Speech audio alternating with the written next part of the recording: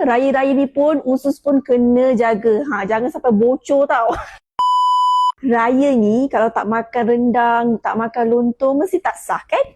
Tapi korang perasan tak, kalau korang tak kawal makan, perut tu akan rasa tak sedap. Akan rasa berangin, akan rasa sebu. So bila benda-benda macam tu, korang punya badan pun akan rasa lemau je kan? So korang kena hati-hati tau. Takut puncanya adalah leaky gut. Korang tahu tak apa itu leaky gut? Leaky gut tu bila keadaan di mana dinding usus kita tu dah bocor dan akan menyebabkan toksin, bakteria dan makanan yang tak hadam tu akan melepasi usus dan akan masuk kepada saluran darah korang. Sebab itulah korang sebelum korang nak pergi rumah terbuka, nak pergi makan-makan tu, korang kena standby dulu dengan kurma duha ni.